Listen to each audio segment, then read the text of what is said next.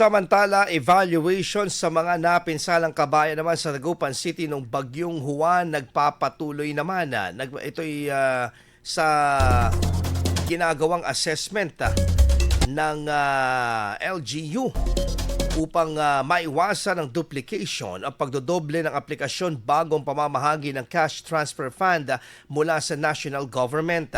Ayon kay Mayor Belen Fernandez, mayroong validating team mula sa City Engineering Office katuwang ang mga barangay council na siyang unang tatanggap at magsusuri ng mga rekomendasyon at litrato ng mga nasirang bahay. Kapag ang inyong bahay ay affected, tama yung sinabi ng barangay captain, iikot po talaga. May mag-iikot at mag-check kasi kailangan i-validate po. At ang nagva-validate po yan ay ang aming engineering office.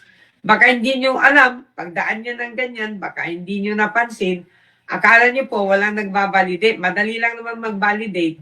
Kasi kung may picture kayo, i-validate lang niya kung tama yung in-attach yung picture. Kasi ayaw naman natin masayang yung pera ng gobyerno na basta-basta na lang maibigay. Yan po ang tinig ni Dagupan City Mayor Belen Fernandez. Ipinahayag pa ng alkalde na pinakamalaking pinsalang naitala sa mga island barangay, partikular na sa barangay Pugaro kung saan lagpas dibdib ang naging baha.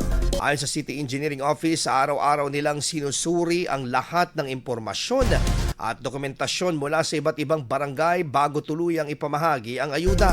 Tiniyak naman ang tanggapan na magsisimula na ang pamamahagi ng tulong para sa mga apektadong mangingisda, magbabangus, transport group, bangkero at mga pamilyang may partially damaged at totally damaged na kabahayan. IFM News. IFM News. IFM.